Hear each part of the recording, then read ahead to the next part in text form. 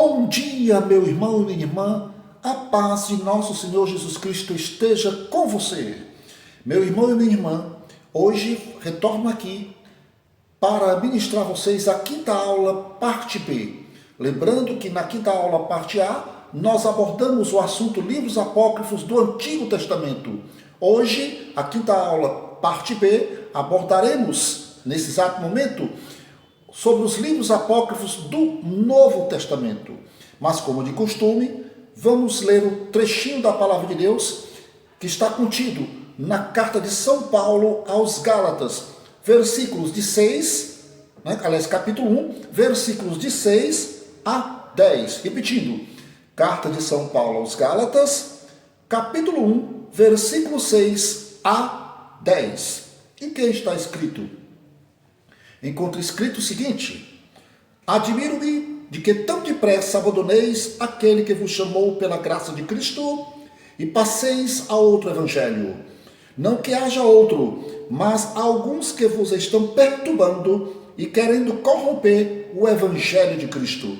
Entretanto, se alguém ainda que nós mesmos ou um anjo do céu vos anunciar um evangelho diferente do que vos anunciamos, seja anátema. Como já vos dissemos, volto a dizê-lo agora: se alguém vos anunciar um evangelho diferente do que recebestes, seja anátema. É, porventura, o favor dos homens que agora buscam ou o favor de Deus? Ou procuro agradar aos homens? Se eu quisesse ainda agradar aos homens, não seria servo de Cristo. Meu irmão e minha irmã, que riqueza, que maravilha hoje nós temos aqui. Uma recomendação de Paulo, muito justa, muito peculiar, muito necessária nos tempos de hoje. Se alguém vos anunciar um evangelho diferente, que seja considerado anátema, que seja colocado como fora de comunhão, porque na verdade nós professamos um só evangelho.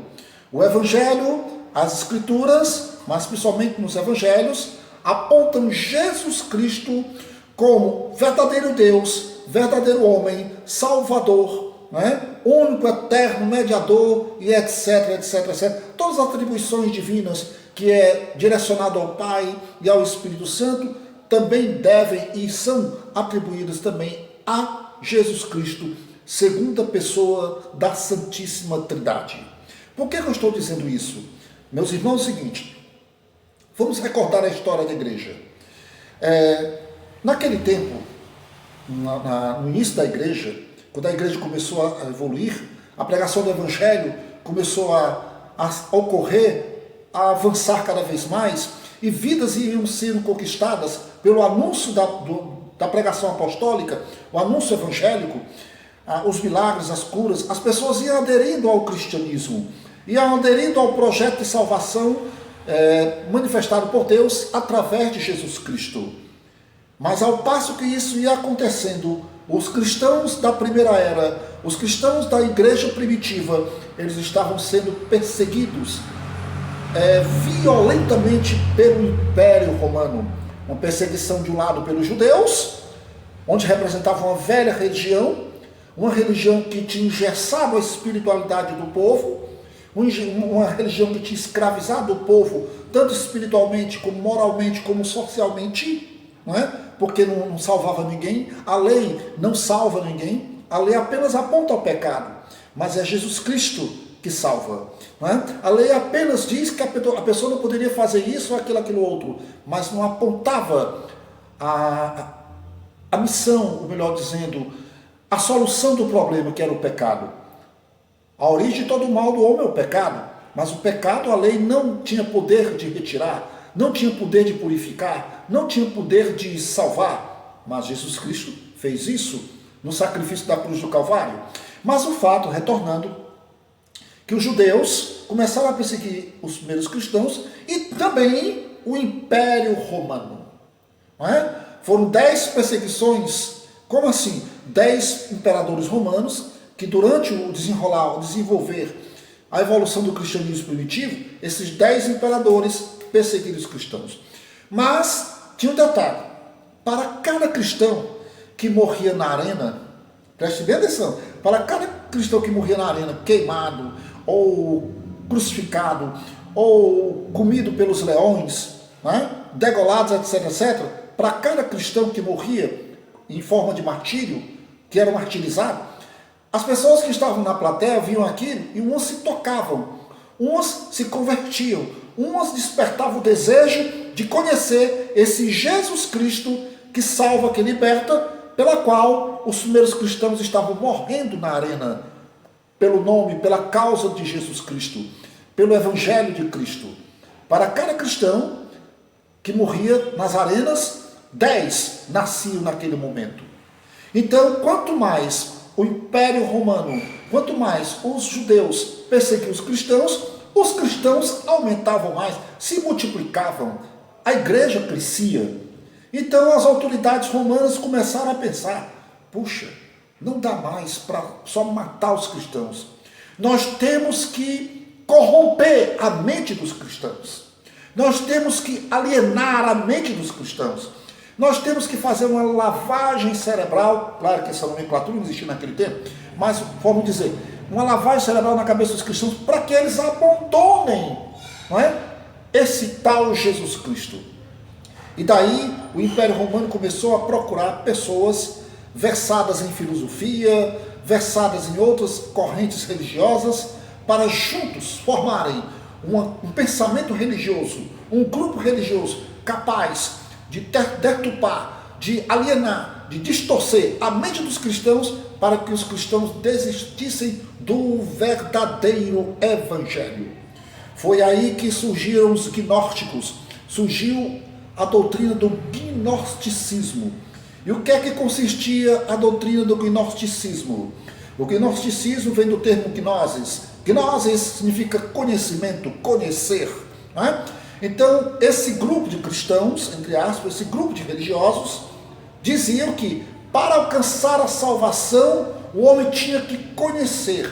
Pelo autoconhecimento da verdade, da salvação, o homem era salvo pelo seu conhecimento.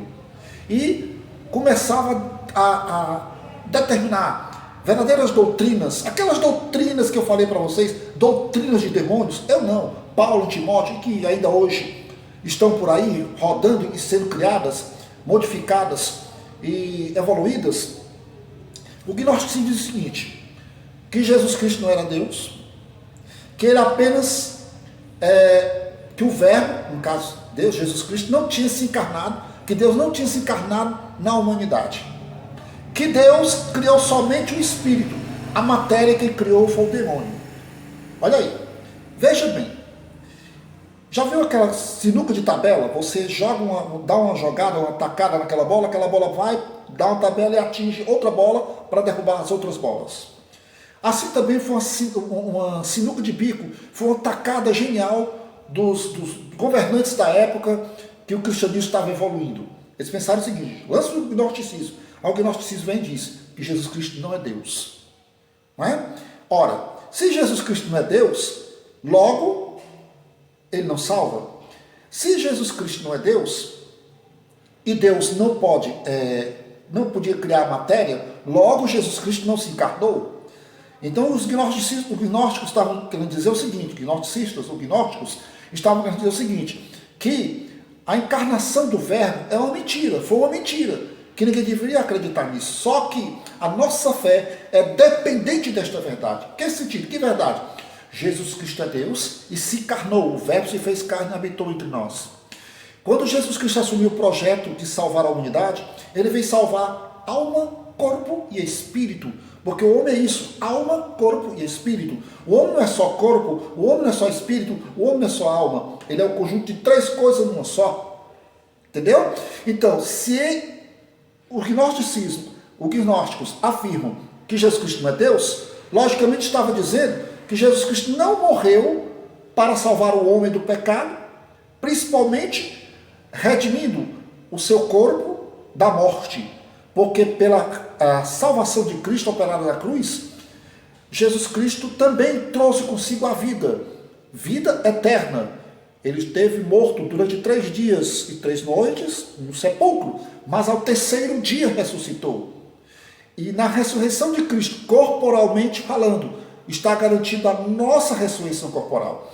Então, se os gnósticos dizem, que para os gnósticos, Deus não habitou entre nós, não se encarnou no ser da humanidade, na pessoa de Jesus Cristo, eu estou dizendo que Jesus Cristo não salvou, que Jesus Cristo não ressuscitou e que a nossa ressurreição para a vida eterna, ela não existe. É uma mentira, que Jesus Cristo veio para mentir. Está vendo o discurso dos gnósticos? Está vendo a doutrina demoníaca que os gnósticos estavam lançando naquele exato momento? Amparado pelos poderosos? E pasmem, segundo alguns historiadores, um dos fundadores do gnosticismo foi um diácono, um dos 7 diáconos ordenados na igreja primitiva pelos apóstolos. Um desses diáconos, chamado Nicolau, foi um dos criadores do gnosticismo. Mas aí a coisa não termina aí. O gnosticismo surgiu. Isso foi muito. Os gnósticos foram muito combatidos pelo apóstolo João. Mesmo na ilha de Pátimo, João batia sempre na tecla nas suas cartas. Porque os gnósticos não aceitavam que Jesus Cristo era filho de Deus, que não era Deus. Essa que é a verdade. Então, essa doutrina não ficou só aí. Começou também a entrar na literatura. Porque naquele exato momento, o evangelho já tinha sido escrito, já tinha sido redigido, estava sendo espalhado pelas comunidades cristãs. E aí, João, Mateus, Lucas e Marcos, Pedro, os apóstolos, Paulo, esses apóstolos aí, eles tinham autoridade no meio do povo, porque quando eles não podiam estar junto à comunidade, eles mandavam seus escritos, evangelho ou cartas. Aí o que é que os gnósticos começaram a fazer? Rapaz, a doutrina chegou, nós espalhamos a doutrina, mas o povo não está aderindo muito não, porque tem uma turma lá chamada apóstolos, os caras são craques, estão rebatendo direto. Nós temos que usar outros meios. Nós temos que usar os nomes deles e confeccionar evangelhos em nome deles, como se fosse eles que estivessem escrevendo. E nesses evangelhos a gente coloca a nossa doutrina. O povo vai lendo, o povo vai acreditando e o povo vai se afastando dessa igreja. E em breve essa igreja será eliminada. Esse era o propósito dos gnósticos que eram parados pelo Império Romano. Certo?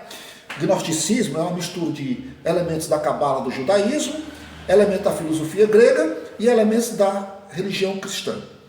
Uma salada de frutas, vamos dizer assim. Então, foi aí que surgiram os evangelhos, falsos evangelhos, os evangelhos apócrifos, que falavam da vida de Jesus, da infância de Jesus, da natividade de Jesus, da mãe de Jesus, Maria, e existe até o evangelho da Assunção de Maria. Foi daí que a Igreja Católica criou o mito que Maria subiu aos céus, foi assunta aos céus, e que aí criou o mito também da aparição. O dogma da Imaculada Conceição, o dogma da Assunção de Maria, está justamente baseado nos evangelhos apócrifos. Não tem nada de doutrina católica, nada de catecismo, nada. Aqui, ó. Entendeu? Então, sem querer ofender ninguém, mas é a vera, viu? É uma questão de história, um pouquinho de história a gente vai entendendo as coisas. Até que por conta da aparição, o Papa Pio XII oficializou o dogma da Imaculada Conceição. Uma aparição acontecida, uma suposta aparição acontecida lá em Lourdes, a uma jovem chamada Bernadette, lá, Maria supostamente teria se manifestado como aquela que teria sido considerada, era chamada de a Imaculada Conceição. Mitologia. Mitologias à parte, realidade aqui agora. Então, Bíblia. Então, minha gente, surgiu aí os evangelhos apócrifos. Então, assim como no Antigo Testamento surgiu escritos apócrifos, livros apócrifos, para deturpar, misturar a doutrina das pessoas, para enganar as pessoas, os evangelhos apócrifos surgiram no Novo Testamento também para isso. Não são evangelhos verdadeiros, são falsos evangelhos. Assim como existiam falsos escritos lá no Antigo Testamento. Eu falava lá no Antigo Testamento sobre Macabeus, né? Que a Revolução Macabeia existiu realmente. Né? Eusébio de Cesareia, o historiador, autor da história eclesiástica da igreja, falava um pouquinho sobre eles. Já Joséfo Flávio, entendeu? Historiador judeu, esse cara descreve toda a Revolução Macabeia, tintim por tintim. A revolução existiu, só não existiu o misticismo lá contido no livro de Macabeus, 1 e 2. Né? Mas a mesma coisa é aqui, nos evangelhos apócrifos. Né? O cara vinha, escrevia um evangelho, colocava Evangelho de São Pedro, Evangelho de São Tomé, Evangelho de Judas, tudo isso para poder criar migué no meio dos cristãos, para os cristãos se evadirem e dar o fora, porque estava muito difícil para o Império Romano, né, matar os cristãos, porque quanto mais matavam, mais pessoas se convertiam ao cristianismo. Olha aí, entendeu? Até que enfim, quando chegou lá o Constantino, o imperador Constantino, aí que já tinha havido a religião cristã já tinha sido liberada por um dos antecessores de Constantino. Aí Constantino, tá bom, deixa aí, vamos, deixa esse cristianismo aí seguir em frente, entendeu? E a gente vai controlando aqui, vai manobrando, e é por isso que hoje nós temos uma igreja na ala católica, do cristianismo católico, todos os caracteres romanos, entendeu? Não vou entrar em detalhes. Mas o fato é isso, gente, os evangelhos apócrifos, eles são evangelhos falsos, e eles visam negar alguma doutrina que é o verdadeiro evangelho de Jesus Cristo afirma, como ressurreição de Cristo, como deidade de Cristo, não é? Como salvação de Cristo, porque no momento que diz que pelo conhecimento é que a pessoa é salva, negativo. Conhecimento não leva ninguém à salvação de ninguém, não. Eu conheço uma coisa, tudo bem, beleza, eu conheço, mas não é pelo meu conhecimento, não é mérito do meu conhecimento que eu sou salvo, não. Sou salvo pelo sangue de Cristo. Nós somos salvos, fomos resgatados do mal por conta dos méritos de Jesus Cristo. Único Deus, verdadeiro Deus e único Deus. E tem mais um detalhe. Ele sim é imaculado. Ele sim é imaculado. Ele é que é sem mancha, sem pecado original. Entendeu? Está lá em Hebreus. É só a gente se tocar um pouquinho, certo? Acorda, gente. Acorda, povo de Deus. Então, a verdade é essa, gente. Os livros apócrifos, vou citar alguns. Evangelho de Tomé, Evangelho da Anunciação de Maria, né? Evangelho da infância de Jesus, Evangelho de São José, Evangelho de São Pedro, Evangelho de Judas. Na verdade, eles não escreveram. Alguém escreveu lá um evangelho apócrifo com doutrinas gnósticas e assinaram como sendo o nome deles, para poder enrolar os cristãos daquela época. Certo? Então, a parte B está esclarecida. Evangelho apócrifos relativo ao Novo Testamento.